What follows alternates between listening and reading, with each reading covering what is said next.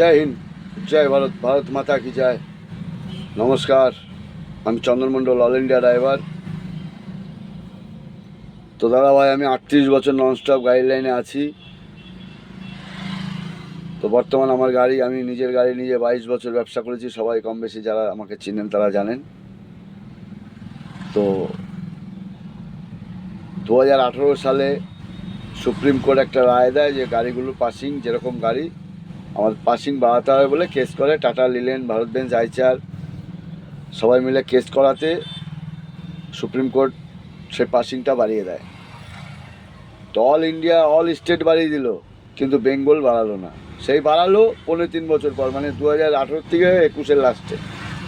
ততদিনে আমাদের কিস্তির গাড়ি হাজার হাজার, মানে লাখ লাখ গাড়ির মালিক মারা পড়ে গেল, টাকা পয়সা নয় ছয়।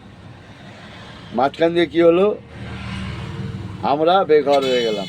খাটনির টাকা, কষ্টের টাকা, সারা জীবন খেটে করেছিলাম, শেষ। আজকে উড়িষ্যায় গাড়ি চালাচ্ছি।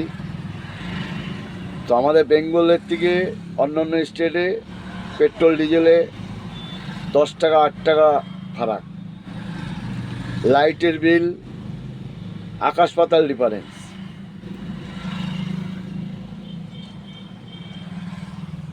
কিন্তু প্রত্যেকটা মানুষের কাছ থেকে নিচ্ছে।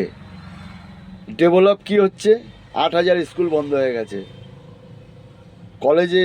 কলেজে গেলে পড়াশোনা নেই, রাজনীতি।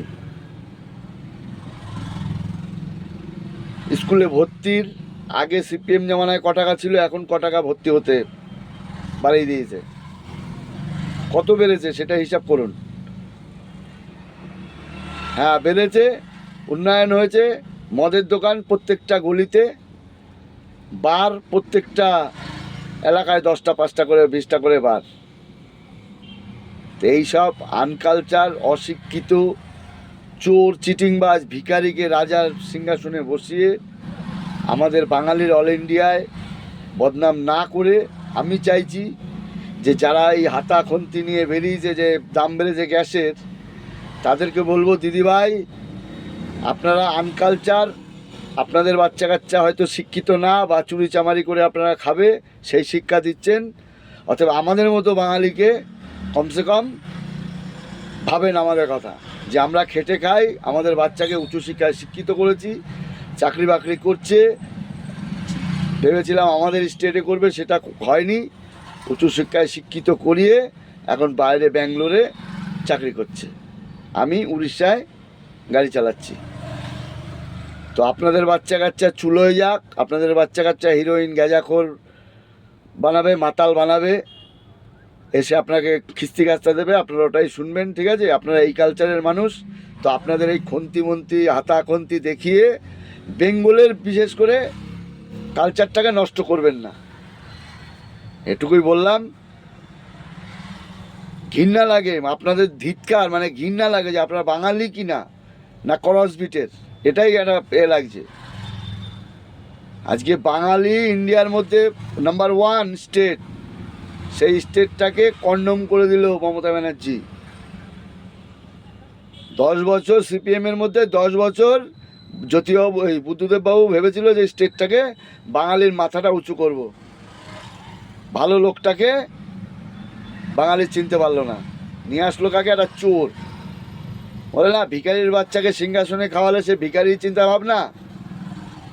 কোন জায়গাটায় ভ্রষ্টাচারী নেই? কয়লা, চাকরি, শিক্ষা, স্বাস্থ্য, শিল্প, সব জায়গায় তোলাবাজি, জমি, নির্লজ্জা ভিখারি। এদের টাকা দিয়ে ঢেকে এদের পোড়ানো হবে, টাকা দিয়ে। কয়লা ফয়লা কিছুতে পোড়ানো হবে না, কোনো হিটার বিটার না। মমতা ব্যানার্জি আর অভিষেক ব্যানার্জিকে যখন মারা যাবে, যেন টাকা দিয়ে পোড়ানো হয়, এটাই আমি বলবো। আর আপনারা বেঙ্গলে, স্বামী বিবেকানন্দ সারা পৃথিবীতে বাঙালির নাম উজ্জ্বল করে গেছে।